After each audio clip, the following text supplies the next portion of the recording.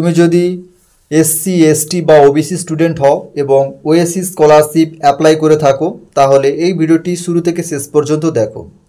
আজ এই ভিডিওতে আমি তোমাকে দেখাবো কিভাবে তুমি ওএসসি স্কলারশিপের হার্ড কপিটি ফিল আপ করবে। তো ওএসসি স্কলারশিপ অ্যাপ্লাই করার পর তুমি হার্ড কপিটি অনলাইন থেকে ডাউনলোড করবে। ডাউনলোড করার পর এখানে তুমি দেখতে পাবে অ্যাপ্লিকেশানটি নতুন রয়েছে না রেনুয়াল। এরপর তুমি কোন সিজনে অ্যাপ্লাই করছো সেই সিজনটি এখানে দেখতে পাবে এবং এর নিচেই থাকবে তোমার অ্যাপ্লিকেশান নাম্বার। তো প্রথম পেজে তোমাদের ফিল আপ করার মতো কিছু থাকবে না। এরপর দ্বিতীয় পেজে তোমাদের কিছু ইনফরমেশান ফিল আপ করতে হবে।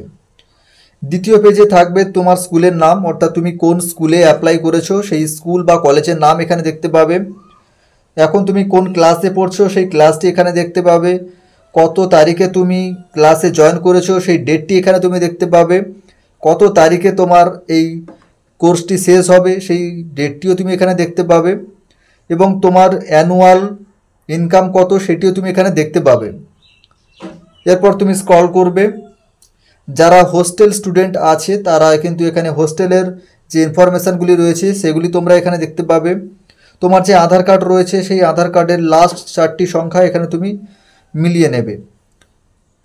এরপর যে ব্যক্তি এই স্কলারশিপটি অ্যাপ্লাই করছে সেই ব্যক্তি এখানে একটি সিগনেচার করবে, সিগনেচার অফ দ্য অ্যাপ্লিক্যান্ট এই জায়গাতে। সিগনেচার করার সময় সেই ব্যক্তি কোন জায়গা থেকে সিগনেচার করছে সেই প্লেসটি এখানে লিখবে এবং কত তারিখে সিগনেচার করছে সেই ডেটটি এখানে লিখবে। এর পরের যে স্টেপটি আছে সেটি হলো সার্টিফিকেট অফ ইনস্টিটিউশন। এটি কিন্তু আগে অফলাইন হতো, বর্তমানে অনলাইন হয়ে গেছে। ইনস্টিটিউশনের যে কাজগুলি রয়েছে সেগুলি অনলাইনে করে দেওয়া হবে। এখানে লেখাই রয়েছে institute verification will be done online.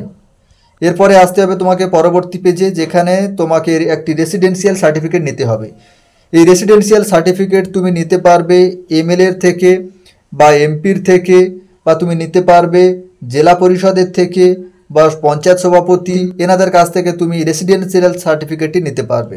তো রেসিডেন্সিয়াল সার্টিফিকেটের এই যে পার্টটি রয়েছে এটি তুমি যে ব্যক্তির থেকে রেসিডেন্সিয়াল সার্টিফিকেটটি নেবে সে হতে পারে এমএলএ, হতে পারে এমপি, হতে পারে জেলা পরিষদ বা পঞ্চায়েত সভাপতি। সেই ব্যক্তি কিন্তু এই জায়গাটি ফিল আপ করবে।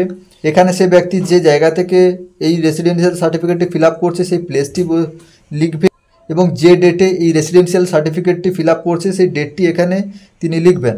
এর পরের যে পার্টটি আছে সেটি হলো ডিক্লারেশন অফ ইনকাম। এখানে তোমাকে ডিক্লারেশন অফ ইনকামের জায়গাটি ফিল আপ করতে হবে। প্রথমত এখানে তোমাকে লিখতে হবে তোমার অ্যানুয়াল ইনকাম কত, এটি তুমি সংখ্যায় লিখবে। এরপর তোমাকে কথায় লিখতে হবে যে তোমার অ্যানুয়াল ইনকাম কত। এরপর যে স্টুডেন্টটি স্কলারশিপটি অ্যাপ্লাই করছে সেই স্টুডেন্টের নাম এখানে লিখতে হবে।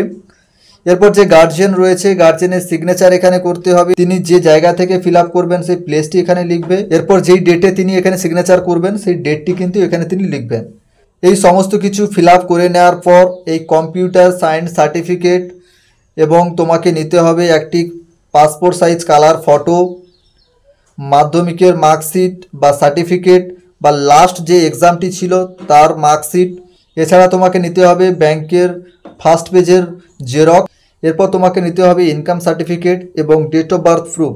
ডেট অফ বার্থ প্রুফের জায়গায় এখানে তুমি বার্থ সার্টিফিকেট বা মাধ্যমিকের অ্যাডমিট নিতে পারো। সো বন্ধুরা, এইভাবে তুমি ওএসসি স্কলারশিপের যে হার্ড কপি ফর্মটি রয়েছে সেটি ফিল আপ করতে পারবে।